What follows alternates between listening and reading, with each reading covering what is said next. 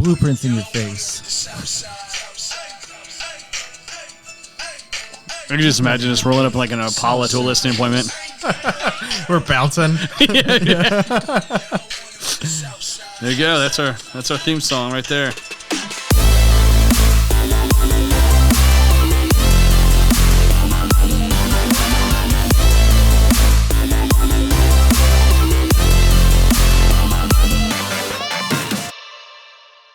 Welcome back to the Southside Blueprint, your guide for buying, selling, and investing right here in Southern Maryland. My name is Justin Teedy, and today I'm joined by Aaron Kraling and Billy Rabbit.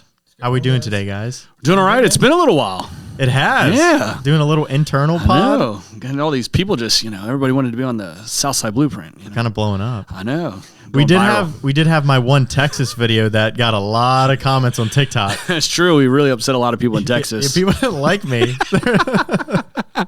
What do you mean our houses in Texas are too much? They're bigger. Yeah. Everything's bigger in Texas, right? They were getting mad at me because I said the land. They were like, it's the land prices, stupid. Like, we got oil. Yeah. Do you own the mineral rights? But today we're going to be talking about kind of the current state of real estate, really, as far as there's been a lot of brokerages merging, just a lot of crazy things happening. So just touching on that. So The whole Compass thing? Yeah. So I'll let Billy kind of kick it off. I think you throw me under the bus. Throwing it to you. Oh my You're the one who relates. No, lots of changes going on for sure. So I think everybody was kind of expecting this as the market's kind of, I don't know, kind of going downward a little bit. Lots of changes. So I think a lot of people don't realize that a lot of the larger brokerages, some of those larger franchises, they carry a lot of debt. I mean, when you looked at the Anywhere acquisition, you're looking at the Remax acquisition. I mean, I think $330 million of that purchase or that deal or whatever was actually pretty much them taking over debt. It's tough. I mean, it's part of why so many real estate companies are looking for, ancillary businesses, trying to find ways to make more money, to grow profit margins. And quite frankly, when you report to investors or you report to Wall Street, to shareholders, at the end of the day, they want profits. I mean, that's at the end of the game. That's what it is, right? They're investing money into that and they want to see growth, whether it's growth by, sales ideally, but, whether it's, agent count or, growing acquisitions by more franchises or whatever, they want to see growth. And so it's tough in a market like this where over the last couple of years we've been pretty stagnant. Here in the DMV area we haven't necessarily, but throughout the US or whatever, it's been very stagnant. So you look at it and the only way to really grow in a kind of a stable or stagnant market is by acquiring other people. Consolidation. Yeah, for sure. So there's got to be a lot of overlap in this thing. Can you kind of just go over it a little bit and explain like what's going to happen to those overlapping pieces? Overlapping. I mean, I guess it kind of depends on what you would consider overlapping, I guess. But no, I mean, let's just kind of start from the top, right? So you had earlier, or I guess last year, it has been 2025, you had the whole Redfin, pretty much Rocket Mortgage came in and acquired Redfin, pretty much trying to kind of, build out their circle or their life cycle. Yeah, so they originate the mortgage, they service the mortgage, and they help you buy or sell the next house, So they're trying to build out, I guess, a life cycle of it. The next one was, of course, the Compass and Anywhere acquisition. So pretty much Compass went in and bought, the Anywhere brand that had a bunch of the larger franchises in it. So Century 21. What's the dollar amount behind these deals? So with the Compass one, it was all stocks. So it was kind of interesting there. So, a little bit of a different, but again, a lot of it was, them acquiring debts. I mean, these franchises is tough, right? A lot of those weren't necessarily corporate stores, just like with the Remaxes, all, I believe, are all franchises. So, you're acquiring franchise business. So imagine going out and buying a bunch of McDonald's franchises, right? So it's very interesting to see, that. I mean, it's certainly consolidation. It's going to be interesting to see if, EXP jumps into this mix and acquires somebody. You have Keller Williams that's sitting out there, so it'd be interesting to see, what they do. You also have Zillow. Zillow's out there, trying to figure out, what they're going to be in the future. I mean, any of the big platforms like, Realtor.com, Zillow, things like that are certainly changing and evolving very quickly in front of our eyes. I mean, their business model is changing, especially with all these talks of, kind of a nationwide MLS. Yeah, lots of changes. I mean, it's going to be interesting to see over the next 12 months what exactly kind of comes down the pipeline. Yeah, no, and getting into the nationwide MLS, that kind of goes into another thing that we've been seeing a lot lately with the office exclusives and some of these companies kind of partnering with. Well, they're not really office exclusives, right? So I think, I think, quote unquote. Yeah, I mean, it just kind of, I don't know. It's an interesting theory, right? So, so many of the larger brokerages are pushing what they're calling these, office exclusive or these, off market, exclusive deals or whatever. And then they're going on Facebook and posting them. So it's how exclusive is it? I mean, I don't know. I certainly understand, I guess, their argument of saying like, hey, they're kind of testing the waters or, before they go on. And I guess everybody's afraid of, getting dinged or getting penalized with days on market. Yeah. So, they're coming out with all these different kind of ways of trying to be creative. But let's also just call it what it is too. If you can sell the listing in-house, right? So Maryland doesn't necessarily have this, right? They don't really have dual agency. But in, other, parts of the country, you do, where, the listing agent can also represent the buyer, or, they don't necessarily, see as much buyer agent representation like we do in Maryland. So it certainly would be advantageous for them to be able to capitalize on having both, right? I mean, this is it's kind of interesting. The real estate industry is almost going backwards. Like we're kind of like going back to when, before like the MLSs were created, where, if you wanted a certain listing, you had to call that listing broker or whatever. Yeah, it's going to be very interesting. You know what I mean? It's going to be certainly where you would call the listing agent, and the listing agent was the one that actually showed you the property. Yeah. Those days have kind of gone away, I guess. But yeah, I mean, there's lots of change, and everybody's battling for data. Battling for mind share, battling for consumer information or whatever to try to figure out how to market properly to everybody. And there's going to be lots of consolidation.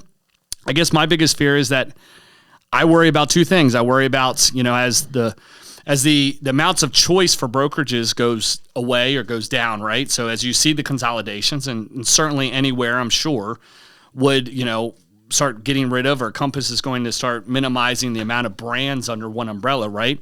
It's no different. I mean, and I've shared this with you guys. Yeah, the overlap. Okay, all right, makes sense. So yeah, like the overlap. I mean, certainly if you think of like General Motors, right, for instance, right. So you've got GMC, you've got Hummer, which Hummer is now GMC, right. So they got rid of the Hummer brand. You think of like Pontiac, right. That went away. Saturn went away. You know what I mean? So you think of all these different flavors. It's tough, right? I mean, it's tough to especially when a brand is not performing as strong as another brand. It's difficult to invest and really try to prop that brand up or whatever. It makes much more sense to consolidate it in. And yeah, you'll probably lose some agents. You'll lose some maybe brand loyalty. I don't know. But yeah, I mean, I certainly believe that, there'll be less brokerage opportunities out there. I would imagine that with the Real acquisition of Remax and with the Compass acquisition of the Anywhere, platform or brand, I'm sure that it opens the doors for a lot of these franchisees to go ahead and sell to the corporate, So Real doesn't necessarily have any franchises. Now they do with Remax. Same thing with Compass. Compass, they did have some franchises with some of the other brands that they've acquired, recently. But now there's kind of a platform of things to start merging into that Compass brand too, where, somebody that's been selling real estate for 50 years under a certain, flavor or a certain brand or whatever, just said, hey, I'm done. I'm hanging it up. Now they have a pretty streamlined process to sell back to, sell to Compass, and then now all of a sudden it's under the Compass umbrella. So yeah, it's going to be interesting. What does that mean for people looking to maybe get into the industry like right now? I mean, I still think it comes down to the things that always should matter, right? So you got to find a good fit for you. Every brokerage is a little bit different, right? Every brokerage is different. Every, situation's different. I mean, even from like different franchises, they all might be a Remax or whatever, but there's going to be different levels of support. There's going to be different levels of what tools they give. At the end of the day, you've got to find a brokerage that complements what your overall real estate goals are. Some people are totally content with being part-time. That's certainly their option. Some people want to jump headfirst into real estate, and they want tools and resources and support, and they want leads, and they want people visiting the website that want to go see houses. So you have to find really a brokerage that's going to fit that model. Everybody, I don't know. It's kind of interesting because Shop around a little bit. yeah, shop around or whatever and find your good fit. I mean, at the end of the day, I mean, not every brokerage is for everybody and not everybody is for every brokerage, but I don't know. It's just so interesting that they just keep on, through all the different acquisitions or whatever, they keep on preaching like this whole technology thing, like technology. And I'm thinking to myself, I'm like replace humans or no, not necessarily replace humans, but it's just like, oh, well, like, one of the things that, a lot of the RE/MAX, folks and franchisees were excited about was now they're going to get all the real technology. They're going to get all the real brokerage technology since they're yeah, you know what I mean? Like, I'm like, how far off was RE/MAX? They're like, oh, that's the technology. Like, oh, they use cell phones over there. We're going to be able to go away from our Yahoo emails and finally go over to a company. I don't know. It's just, text thing? well, I don't know. It's just interesting to see, like, how can you merge all these different, models because they have different structures and, most of the RE/MAXs have, desk fees and, you know what I mean? So it's like, how are you going to merge all that? And then all of a sudden. And get rid of the overlap. Yeah, and get rid of the overlap. Yeah, that's going to be the key word today. You get rid of all the overlap or you get rid of all that, but it's just going to be interesting to see. And unfortunately, I worry about two things. One is the consumers. Is this benefiting the consumers? I don't know. I guess it's too early to tell. But the other piece of it, too, is that if an agent, okay, like a 1099 agent, has less options to pick from eventually, right? So there's less options or these models will condense and condense and condense. Like fewer and fewer brokerages. Yeah, you know what I mean? It's gonna be interesting. And I don't know, I guess me personally, being selfish in this industry, I worry about it for the agents in the standpoint of, all of a sudden is that split that made sense now shrinking. You know what I mean? I mean, we've even seen lots of changes here locally for, a lot of, very popular, very, what I would consider big time or big name real estate agents have already switched brokerages due to some of these changes. So it's going to be very interesting to see how that, continues to change. I mean, it's tough when you've been running your business for 20 or 30 years a certain way, or you were given a certain, deal or whatever, and all of a sudden ownership changes or things like that. I mean, at the end of the day, they are reporting to shareholders. They're looking for profit. You know what I mean? Like, something that you do locally in, let's say, Southern Maryland, it's going to be hard to justify to a shareholder that's sitting in New York City or sitting somewhere else. You know what I mean? Because at the end of the day, they don't necessarily care that so-and-so brings X amount of listings every month.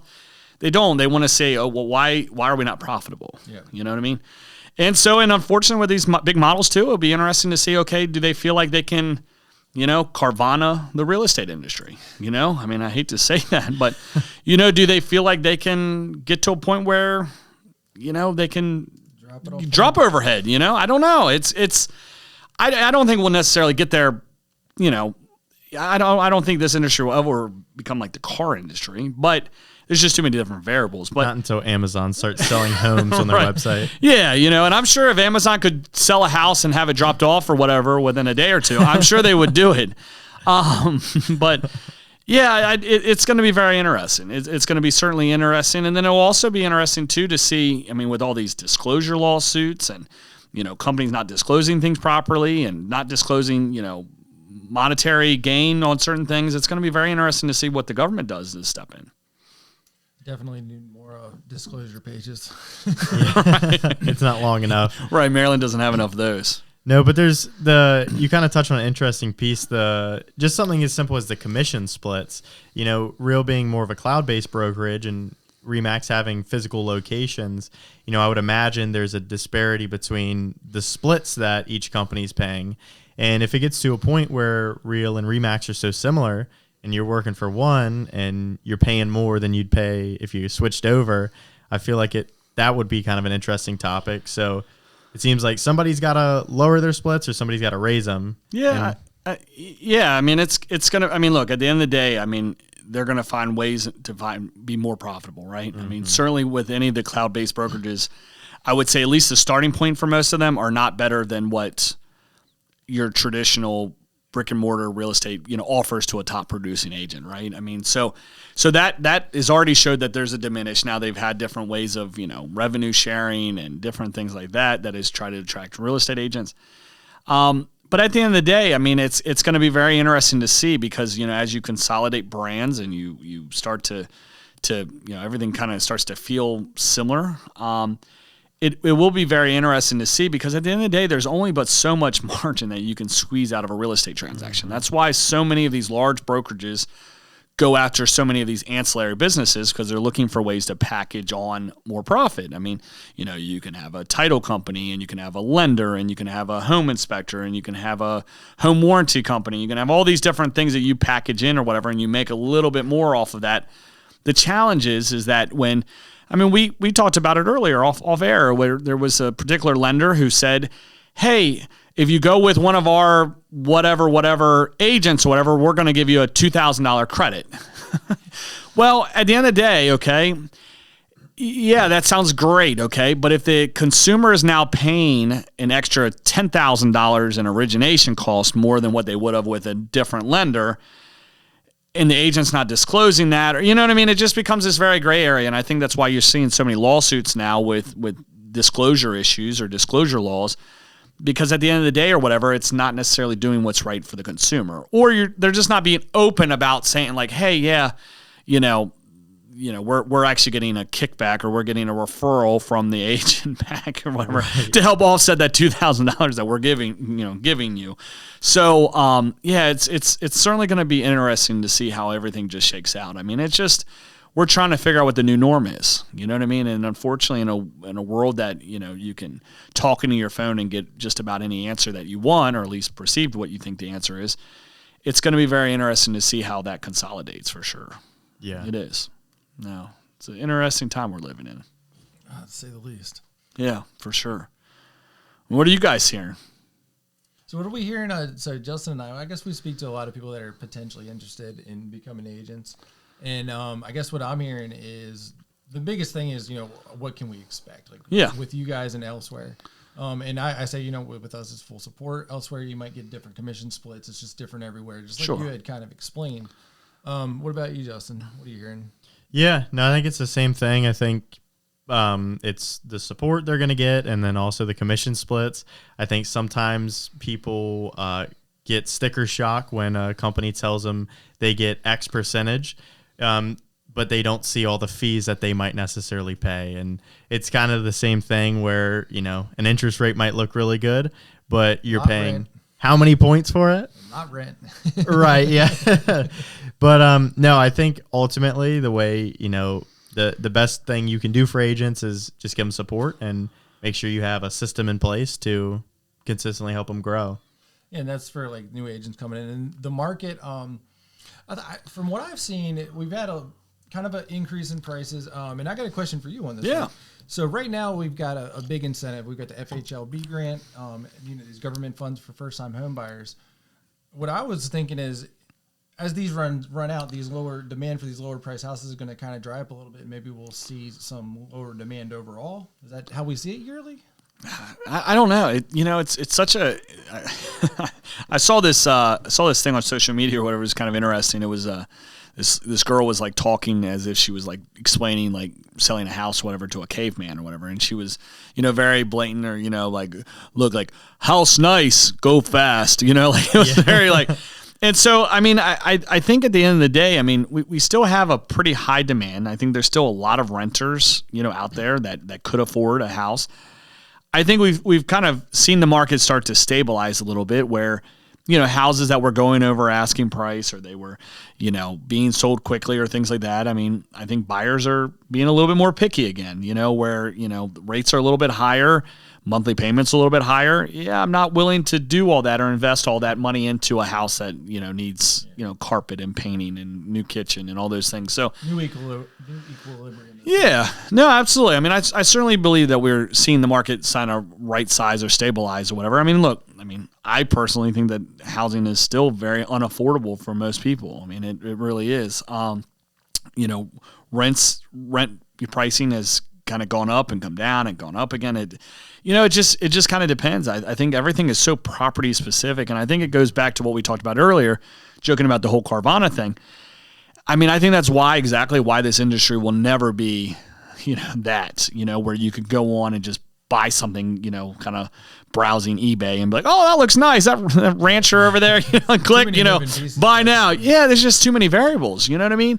I mean, how many times do we go to a house? The house is perfect, and the neighbor just I mean, you know, the neighbors outside or whatever drinking a 12-pack or whatever of, you know, Bud Heavy or whatever, you know, he's drinking his 12-pack or whatever and, you know, yelling and screaming at his 14 dogs or whatever. They go, roar, roar, roar. I mean, it's just like, you know what I mean? Like, you just can't, like, you got to go and you got to experience that. You know what I mean? And that's what buying a house really is about. It's a lot more emotional than what people think. I mean, I would say us as real estate agents, we get paid more so about managing emotions and managing expectations, I think, more than anything. You know what I mean? I mean, people get so emotional, whether they're selling or buying or whatever. A lot of us is that we have to, you know, be the unemotional person, you know what I mean, in the relationship. We got to take the emotions out of it. But yeah, I don't know. There's just so many different variables, but I think we are certainly seeing the market right size. You know, it's the equilibrium, like you said. You know, but you know, the rates drop down or something happens, this or that or whatever. I mean, we could certainly see demand skyrocket again, you know? So, but I would say I think we've done a good job as a whole of just making consumers a little bit more aware, where I don't know if that awareness was really around during like that COVID. Gotcha. Crazy. They're just kind of confused, don't know what's going on. Yeah, I mean, I think there was just so much excitement. You know, I always talk about it like it's like the carnival ride. You know what I mean? Like, you see a carnival ride and all of a sudden everybody's in line for this one roller coaster. And you're like, I got to ride it. During COVID, it's like, yeah, right. Yeah, exactly. Exactly. Everybody's buying a house. You're right. You know, you're like, man, there's like 40 people over there. I got to do it. You know what I mean? And I think we've already seen a lot of people decide like, hey, I bought a house during COVID because the rate was 3% and everybody else was doing it. And people were doing these TikTok dances about buying a house and all this cool stuff. And I got into it, and man, I do not like cutting my own grass. Like, you know what I mean? Like, I would rather play video games. I am not meant for this, you know. And they've already sold, and they've gotten out of buying a house, you know, already. And so, I mean, I think you're going to continuously see that. But no, I mean, we're seeing houses higher price go quickly. We're seeing lower prices stay on the market. So it's so property specific. It really is, and I think this kind of plays into the whole, like, you know, if there ever were like an Amazon for buying homes and selling homes, sometimes, especially some of these communities, it depends on the street you're on. Yeah, you know what I mean. How many drop down boxes there would be? Yeah, there'd be a lot. Right.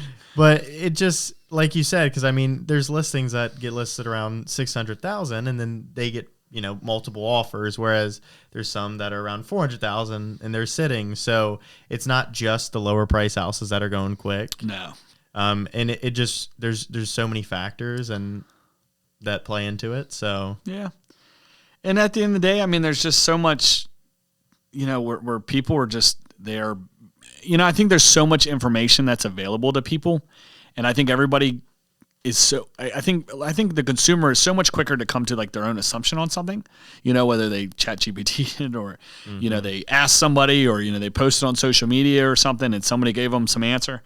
But I mean, we're even seeing now where like clearly you're looking at a house and you're like, there is no way that the seller truly believes that their house is worth X amount. The neighbor is literally down the street, 3 houses down or whatever, with a nicer house that's $300,000 cheaper than this one. And they're like, no, we're staying the course. The perfect buyer is out there, we know. And that's just where we're at. You know what I mean? Like, the people are they're just not willing to budge. 1,800 days on market. Yeah, no, I mean, it's certainly that way. And it's just, you know, I mean, that's why we're having so many listings get canceled and properties taken off the market, and all these different contracts, you know, blowing up and going back to market. And it's just because there's just so much uncertainty in the marketplace, whatever. And nobody wants to make a bad investment. You know what I mean? Because for so long, if you would have sold your house in, let's say, the beginning of 2020, and you would have held on to that house for another 2 years, think about how much money you would have made. Yeah. Well, from 20, you would have actually made money if you would have just let that house sit vacant for 2 years and just kept paying the mortgage. Just paid the mortgage on that bad boy and just let it eat. So the stat that was put out last year in 2025 was if you owned a home from 2020 to 2025, on average across the entirety of America, your net worth increased by $140,000. Nice. It's crazy. That's just by owning a home. Yeah, just by owning a home. I know. And then the hardest part now is like everybody's trying to time the market. Everybody wants to, and there's no time in the market. There's really not. I mean, who would have known that the pandemic would have done what it did to the real estate market? Nobody would have known that. Well, in the next episode, I've got what's coming with the Fed. Yeah, Aaron, what will the rates be in November? Let me chat GPT it. We're looking at a stagnant period coming for several years, and the reason is because the Fed's trying to devalue its debt. Yeah. What it does is it keeps everything stable. The actual realistic value of what it owes is inflated over time. Is this the quantitative easing? It's not. Oh, it's okay. not. So we're already off of that. It's a way that they transfer the debt to the United States populace, basically. Huh. Yeah, and they did it back in the 40s, and this playbook it was actually written by the new Fed chair for this. So it's really interesting. You can see what's about to happen if you just look. Yeah. No, I mean, it's scary times. I mean, there's no doubt about it. I feel like I'm my grandparents sometimes when I go and I fill up my vehicle. Yeah, exactly. I remember when gas was, $1.75 and, so, I remember going and buying a Pepsi for 99 cents and, now the sucker's $3.50, it's like, yeah, God, so yeah, I mean, yeah, it's certainly, look, I mean, I think we still need more right sizing. I mean, I do. I mean, there's still a lot of things that are just out of control. I mean, it's tough to find somebody to do very basic labor for less than $20, $25 an hour. You know what I mean? I mean, just think about it. I mean, if you're paying somebody to do a very basic job, let's call it an unskilled job or whatever that many people could go and do or figure out how to do it, and you're having to pay them $20, $25 an hour to do it. I mean, that's what inflation is. I mean, right.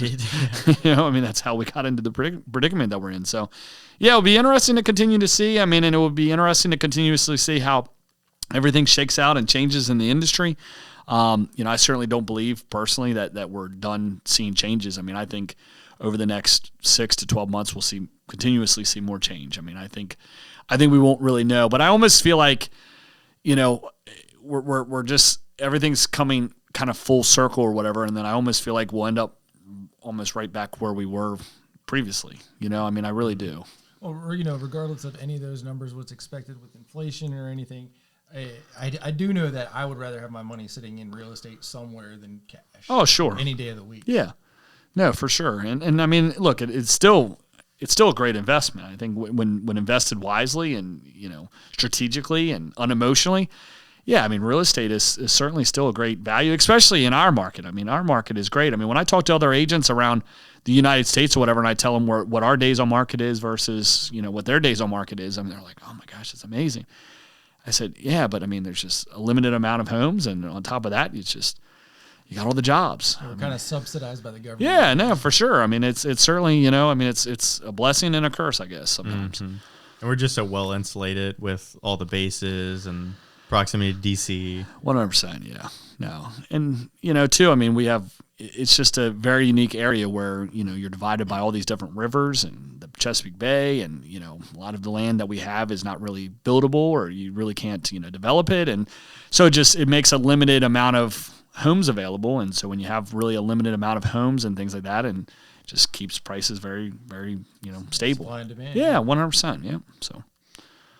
All right, guys. So, yeah, there's definitely been a lot of changes going on. So for sure. Kind of happy to track them, and we'll kind of discuss them as we continue to see more. Yeah, no, absolutely. And I'm sure another episode we can talk a little bit of how it's impacting consumers or what consumers need to feel, be on the lookout for. But, yeah, I mean, I think the biggest thing for everybody is just, lots of changes. And it's not just the real estate industry. I mean, it's almost every industry that we're seeing it. Yeah, no, absolutely. For sure. All righty. Well, thank you for joining us on this episode of the Southside Blueprint, your guide for buying, selling, investing here in Southern Maryland.